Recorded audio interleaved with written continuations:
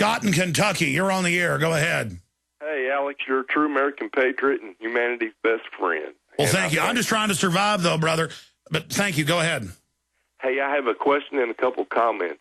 I've been trying to figure out if something is true, so I had framed this question in a way that if it is, all you have to do is answer yes or no, and I'll know for sure.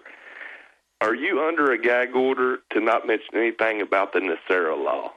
No. No? Well, I talked to Kurt about this during the Money Bomb, and there's a movie, a documentary on YouTube called Change is on the Horizon, and it's quite interesting. I highly recommend you watch that and then kind of report and do some research. I'm trying to figure out if it's true or not. Now, I can tell you right now, Nacera is not real. It's been around 15 years. They always say there's a secret group, a reorganization in America that's going to fix everything, and that's a globalist disinfo that good people pick up and repeat so that when they reorganize America, people will believe that that's Nacera. This is a planted kind of missionariat protectorate type plan where they pre-plant the legends so that people then accept them once it's announced. So it's just like the infiltration of Christianity and planting false doctrine so people stand down. But listen, I've been under one gag order, and I told people I was under a gag order. That was a week before the Obama deception was set to come out. The FBI showed up here asking about the Obama deception. Well, they asked about it over the phone. Then they showed up. And I said, what's this about? And they said, here's the federal court order. We want these particular IP addresses. Here's the court order. Had my lawyer, checked it. And they want to know about Obama deception and these IP addresses. Then I went on air and I said the FBI was here, but it's a gag order. And then the disinfo said I was lying and, you know, that I was making it up to promote Obama deception. And then 6 months later, it came out in the Associated Press. Gag order was lifted. I guess it was lifted because then it was in the Associated Press that some idiot listener was saying kill cops and giving the home address of the cop that shot the guy in the back and tried to cover it up out in San Francisco on the train platform. And, I mean, he gave his name, everything, and it turned out he'd been in some crazy trouble before, probably not all there. And but the cops were using it as an excuse. You know, why do you got posters of Obama up on the wall? And I was like, well, that's for promotion of the new movie coming out. Really, you promote things in here? And I go, yeah, I shoot video in front of it. And I said, and then they were trying to ask my employees questions, and I said, they'll twist it and say you're lying to them. Don't answer their questions. I said, the government is drug dealers and murderers and ships guns into Mexico. And the FBI guys were looking at me like this. He had an Austin cop with him, a detective, and that guy was playing good cop with me and all this crud. They were look like little children. They had the eyes of 5-year-olds. They were weak. I wanted to see life in them and liberty. Instead, they were like little children here. And here's your gag order and all this crud. And some other FBI guy called me the next day. Now, don't talk about it. Don't say anything. It was so they were using one thing as an excuse to make me think it was about another. And it didn't matter because it did turn into hype for Obama deception. I came out and said, film isn't exactly ready, but we're going to go ahead and release it a couple days early because the FBI was just here and everybody went crazy, so it got more views than any other film I've ever put out for free online. It's over 35 million last time I counted them all up. You know, one video alone has 9.5 million. And, you know, and they were trying to intimidate us at first, and I just started basically, you know, not yelling at them, but just going, the government is criminal. I go, you don't know. I looked at the FBI people. I said, you don't know you work for a criminal government? They're like, no, I don't know that. And I go, yes, you do. And they were like, look, we just want to get out of here now. But no, I'm not under a gag order. Does that answer your question? Yes, sir. And a couple comments I have is G. Edward Griffin's got a project going I think you should promote. It's Project City Hall at blogspot.com. And also I think you ought to promote phone.rompaw2012.com because people could do phone bank for him from home. That'd help out getting him elected. Absolutely. Look, he's getting close. He's winning first and second place now. They're freaking out, and it's barely getting attention. We've got articles at Infowars.com about it right now. Thank you, Scott. Or was that Mike? I can't even keep track of it. Who was that I was just talking to? Okay, it was Scott. I got it right. Okay, now it's Mike in Oklahoma. This new phone system confuses me. Mike, you're on the air. Go ahead. Alex. Yes, sir. I can't believe I'm talking to you. Hey, excellent show. Never heard nothing like it. I got a question. How do I contact you because I cannot see, and I'm listening to you on shortwave, chemtrails, fluoride. I never heard nothing like you. Well, you're asking how you contact me. By the way, you can see. Your soul can see. You have discernment, and you can see better than most. But you say, how do you contact me? Sir, I literally, on average, work from 6 a.m. until 8 p.m. So however many hours that is a day, 15 hours, 16 hours.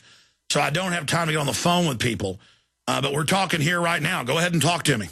Can you put the number on the radio? I can't see. Oh, you mean the number to call in or the number to... what number? To contact you. I want stickers and T-shirts and hats. Oh, I understand. Well, I tell you what, sir. We'll, if you call right now, this is... I know what it is. The phone system keeps moving the callers around. That's driving me crazy. Mike in Oklahoma, I'll be happy to send you some free hats and bumper stickers. How does that sound? That's all right, but I'll pay for them. But anyway, I listened to you on shortwave, and I've never heard nothing like it. And keep going, dude. Well, this is what somebody who's not doing a fake entertainment radio show sounds like. I'm here. The evil's closing in. And liberty's rising as well, but not fast enough. And I'm just in here, wartime broadcaster. Enemy forces are doing this. Now they're doing that. Try to awaken whoever you can who isn't under their trance. I'm Alex Jones reporting for Infowars.com. I mean, this is what it's like to have chills. This is what it's like to be real. This is what it's like to ask God to give you discernment. This is what it's like to really lift the veil of mind control. That's why you're hearing something so new, because it's desperation. It's the Alamo writing letters every day. Help us. We can't hold out long. America's going down. Please, please, please help America, help the world. And the yuppies are still partying and giggling and snickering. And, the liberals are running around loving communism. And the mainline Republicans are loving their globalist handlers. And it's a nightmare. But let me give you the toll-free number for folks that want to call and order stuff. And if you call Mike, I'll send you a free bumper sticker and some ball caps. It's 888-253-3139, 888-253-3139. Did you get that? 258-3139. 888-253-3139. I'd love to give everybody everything free. But we're selling bumper stickers right now at cost. But 888-253-3139. Mike, call, and they're getting a lot of calls right now, but they'll get to your call, and then I'll sign the hat for you. You want a Dayglow orange one or a camouflage one? I like orange. Okay, we'll send you that, my friend. Hey, I'm right up the street. Tulsa. All right. God bless you, brother. Good to hear from you. Anything else you want to add, Mike? I never heard nobody like you, and I'm right here waiting to back you up. Well, thank you, my friend. God bless you. Let's jam another one as we go to break. George in Connecticut, you're on the air. Hello, Alex. I just wanted to give you 2 points and one question. Maybe you can direct us. I wanted to let you know I had a revelation about a year ago that we had to reach a critical mass before we beat these characters. Got another revelation that we had reached the point, and it's just a matter of time that they fall. And confirmation was when I was in a library. I don't believe any of these inspirations unless I'm confirmed. It says turn around, grab this book, and you'll get your confirmation. The name of the book, the author was Vladimir Nabokov. And the book was... Stay there. I want to hear this because I don't get into this on air. And this is happening to more people, though, as a quickening's happening. Everybody is starting to have these experiences. If you're tuned into God, God is trying to give people the answers to fight this evil. And miraculous things are happening everywhere right now. Everybody who has a soul left can feel it. We'll be right back, ladies and gentlemen. Begin to running on down the Mississippi to the Gulf of Mexico. George in Connecticut. Go ahead and finish up your point. Well, I was told that they had already lost. We won't see the time or the hour yet, but they've already basically lost.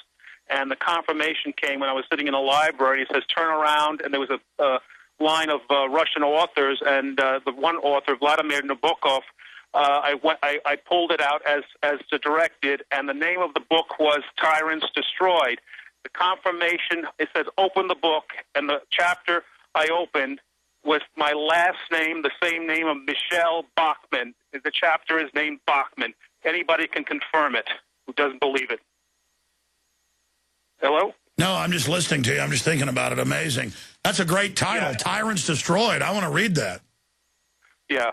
And the other point I wanted to make is that there was a great, Catherine Austin Fitz had done a two-part, hour-long thing with a gal, I can't remember the gal's name, unfortunately, but her radio show is called Guns and Butter. It's broadcast on the West Coast and the East Coast on WBAI. I think you should get her on because it was so fantastic how she laid out how the whole financial situation was fabricated, how they did it, how they manipulated. No, I'm going to get Fitz back on, and then she's also got ideas for citizens legally to be able to defeat it. In fact, let's get Fitz on next week. Tell her I heard her like 2 weeks ago on Riley getting into these different ways for the citizens to demand the debts be written off of the counties and cities. I'm going to get Fitz on for an hour next week sometime. Great points. Good to hear from you. Who's up next here? Steve in Tennessee, you're on the air. Go ahead. Hey, how's it going, Alex? Can you hear me? Yes, sir. Hey, just wanted to call and let you know about the conference we had at Chattanooga, University of Tennessee, Chattanooga, with architects and engineers. Basically, it was standing room only. The students were doing it for extra credit, and they had a debate. Had an engineer there that apparently didn't do his homework because he was easily put in his place when he tried to debunk the whole 9/11 theory. But basically, I'm with We Are Change of Tennessee, and, you know, if we can get more We Are Change groups across the country and get a network going more and more, and especially internationally, and have a couple of people in each We Are Change group represent architects and engineers. Sure, you can call it whatever you want, but political activism, exposing the globalist crimes, that's the key. Great idea. I want to jam in everybody here because I've got to do a TV interview after this. So I've got to end here in just a moment. Let's talk to Otter in Mass. Otter, you're on the air. Go ahead. Hey, you broke up there. You still there? Yes, Otter. Welcome. All righty. How are you today? I'm good. Fired up. Gerald, my God. I like the idea you had in a recent show about IP addresses and the feedback that you get. I read a lot of the feedback on the InfoWars page. And a lot of the disinformationists and the multiple posts and maybe multiple individuals. Yeah, I need to do a report on that showing how it'll be one IP address with 20 different names having fake conversations with themselves to create false consensus. And a lot of times they don't even shield the IPs. They go to governments, think tanks, PR firms. And I don't know, some kind of software programs, I believe. It seems like I see a number of these across the Internet. Yeah, they call them sock puppets. The Pentagon runs those. And they attack anything pro-America while the Pentagon wraps itself in the American flag all day. Good grief. So Oklahoma City was the other thought I had. I'm wondering why there hasn't been more of, like, 9/11 change and 9/11 was an inside job. Why more haven't... Because that happened before the true awakening to government-sponsored terror began. See you tonight, 7 o'clock Central, Prisonplanet.tv. Great job, crew. Thank you for listening to GCN. Great job, listeners. Great job, GCN. Visit GCNlive.com today. GCNlive.com today.